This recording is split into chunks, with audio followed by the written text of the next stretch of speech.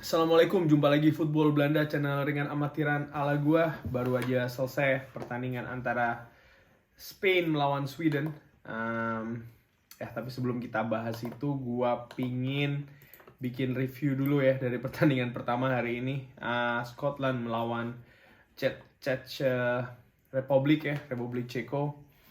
Ya, menurut gua pertandingannya agak sedikit di luar perkiraan ya, karena tadinya gue pikir ya dengan status tuan rumah Scotland ini mampu lah ya berbicara lebih. Dan kalau gue ngelihat juga masa persiapan dan juga ya pertandingan-pertandingan terakhir lah ya dari Scotland ini menurut gue cukup meyakinkan. Tapi ternyata ya Czech Republic ini mampu membungkam ya. Kalau gua ngeliat sih ya di pertandingan babak pertama tuh memang ya bahkan di dua babak sih kurang lebihnya tuh memang Scotland ini menguasai jalannya pertandingan ya. In terms of possession itu mereka mampu lah menguasai ya, dan bahkan mereka pun juga sering menciptakan peluang-peluang yang menurut gue cukup bagus ya. Cuman ya efektivitasnya tuh menurut gue kurang, ringan amatiran ala gue ya, kurang, disitulah letak kurangnya gitu loh. Sehingga ya mereka seperti, kalau gue ngelihat sih seperti agak kesulitan begitu ya untuk mereka ini untuk menembus pertahanan dari Czech Republic ya, sorry. Praktis mereka ini kalau gue ngeliat dari heat maps-nya nih lebih banyak mengandalkan dari sisi sebelah kiri ya, dari sisi Scotland ini.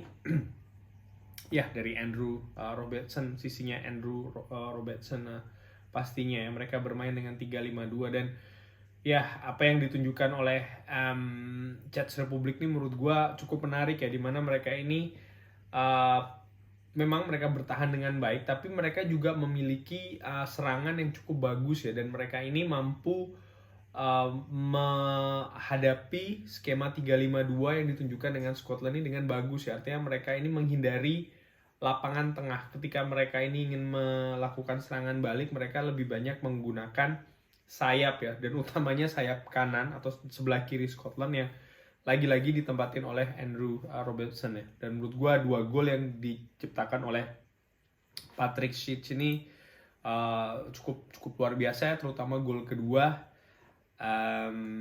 Indian Czech Republic ini mampu membungkam tuan rumah Scotland dengan skor 0-2 ya.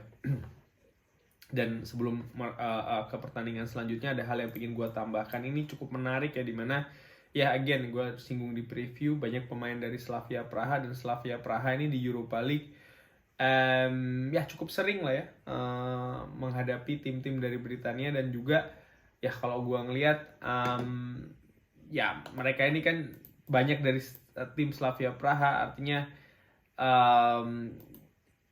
sudah sering bermain bersama ya kurang lebih pemain-pemain ini. Jadi ketika mereka ini ya katakanlah harus disatukan lagi ya di tim nasional ini, menurut gue ya mereka sudah saling tahu. Dan menurut gue ini ringan amatiran ala gue ya cukup membantu lah katakanlah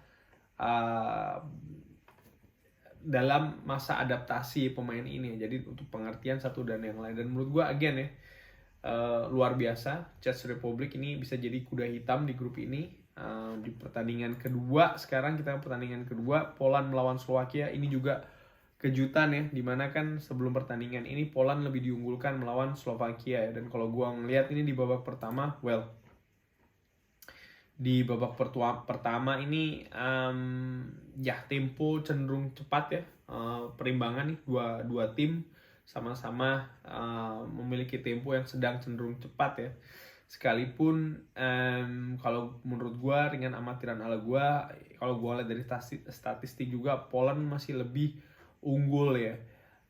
Sekalipun juga serangannya ini sering mentok ya. Jadi kalau gue melihat ini siapa ini penyerang utamanya, lupa gue, Lewandowski ya, Robert Lewandowski sangat-sangat terlampau mobile ya. Dan ketika dia mobile artinya dia meninggalkan posisinya dia. Pemain yang mengganti posisinya dia di depan ini kurang tajam lah ya. Jadi menurut gue serba salah sih kalau dia berhenti saja di depan, maksudnya mereka dia hanya stay di depan ya. Yang pick up bolanya ini agak kurang, tapi ketika dia turun untuk menjemput, yang ganti posisi dia di depan dengan amatiran Alagoa nih cukup ada gap dengan dirinya ya. Jadi di babak pertama nih walaupun possession mereka unggul, tapi ya shots on goalnya nggak ada ya. Dari 7 total shots, 0 on target. Ya di menit 18 Slovakia berhasil unggul ya 1-0 menurut gue dengan serangan yang ya skemanya cukup oke ya. Diawali dari bola kolong, lalu Chesney ini melakukan blunder sedikit ya kalau menurut gue 1-0. Memasuki babak kedua langsung aja Poland ini kalau gue ngeliat Paulo Sousa ingin timnya ini untuk meningkatkan intensitas dengan cara lebih meningkatkan lagi agresivitasnya dan bisa lihat dari speed bermain dengan speed tinggi ya. Mereka benar-benar ingin meningkatkan tempo. Di menit ke-46 langsung mereka menggebrak Slovakia, tampak belum siap 1-1. Dan di menit ke-62 sayangnya ini sempat mereka bermain dengan 10 orang ya. Walaupun kalau gua ngelihat ya 10 orangnya Poland ini tidak ya, mereka bermain dengan 10 orang tapi mereka terus menekan ya. Mereka memiliki total shots yang lebih bagus, penguasaan bola pun mereka lebih banyak, cuman ya akhirnya mereka harus kebobolan lagi ya menurut gua. Dengan gol yang cukup bagus sih menurut gua ya. Cukup sulit juga untuk goalkeeper. Gua nggak nyalain Szczęsny nih, ringan amatiran gua di gol kedua ya, karena memang tertutup pandangan kiper itu ya. Banyak sekali pemain di depan dan tendangannya pun juga mengarah cukup bagus ya. Ketika 1-2 ini jelas Slovakia lebih turun lagi ya. Dan gua nih impress dengan pertahanan dari Slovakia ya. Mereka ini cukup rapat, mereka cukup kompak, membuat tim sekelas Polandia ini agak kesulitan ya. Dan lagi-lagi Polandia ini gua melihat secara individu mereka bagus, tapi penyatuan dari individu-individu ini di sini yang gue ngeliat masih kurang dari Poland ya. Dan menurut gue ini akan menjadi problem bagi tim ini untuk pertandingan grup ya. Apalagi kalau seandainya mereka lolos ke babak ke knockout ya, dimana dengan amatiran ala gue kebersamaan tim, pengertian tim, artinya ya the whole team ini harus secara bersama-sama, dan ini yang gue tidak melihat di Poland ya. Dan kalah di pertandingan pertama 1-2, luar biasa Slovakia.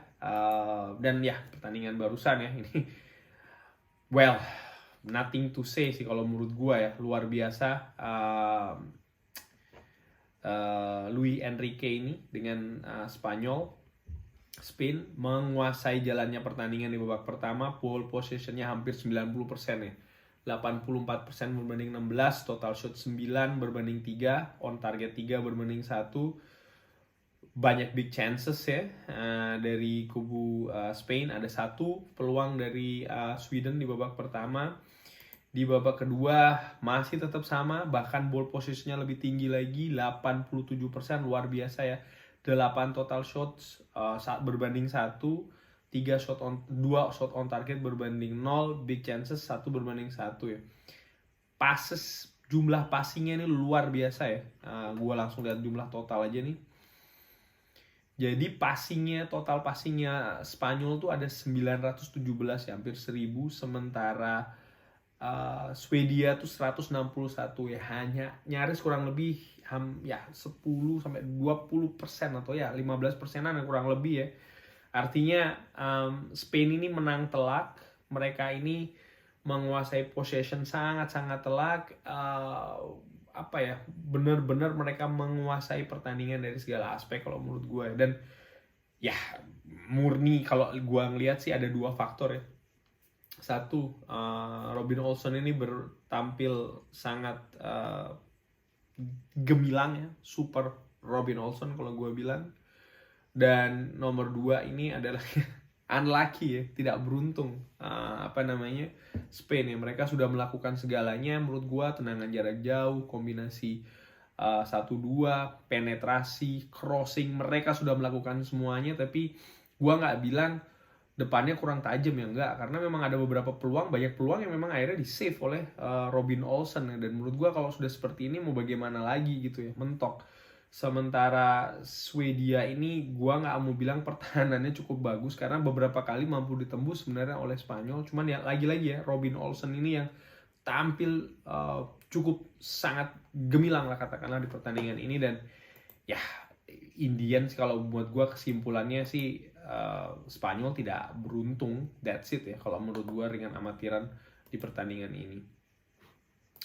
Dengan hasil ini ya menurut gue di grup D ini akan seru ya, karena ya Czech Republic dan Inggris sama-sama mengemas poin 3. Selanjutnya Kroasia ini akan menghadapi pertandingan hidup mati melawan Czech Republic ya. Ini akan seru. Pun juga Inggris akan menghadapi Scotland ya. Ini pertandingan hidup mati juga bagi Scotland. Artinya baik Kroasia maupun Scotland, kalau mereka kalah lagi, maka ya mereka peluangnya akan semakin kecil untuk bisa lolos ke babak selanjutnya ya. Sementara di grup E juga nggak kalah serunya ini dengan kemenangan Slovakia. Menurut gue ini akan merubah peta ya, karena sekarang di atas kertas mereka lebih punya peluang untuk lolos. Ditambah lagi fakta bahwa pertandingan berikutnya Slovakia ini akan menghadapi Swedia yang bukan merupakan tim terkuat di grup ini ya. Dan dengan hasil mereka mampu mengalahkan Poland, ini kan akan membangkitkan mental mereka ya. Dan ini menurut gue ya cukup seru disimak. Dan khusus untuk Swedia, oke, katakanlah mereka berhasil menahan imbang Spanyol dengan gaya sepak bola bertahan yang rapat itu. Tapi apakah itu akan mereka terapkan terus? Mampukah mereka menyerang ganti dan mampukah mereka membongkar pertahanan Slovakia yang juga tidak kalah rapat dan tidak kalah solidnya ya? Menurut gue ini juga menarik untuk disimak ya untuk besok. Kurang lebih seperti itu review pertandingan hari ini. Untuk preview pertandingan besok, karena pertandingannya seru-seru, akan gue bikin di video terpisah ya. Jangan lupa like, jangan lupa subscribe, ikutin terus Football Belanda. Wassalamualaikum.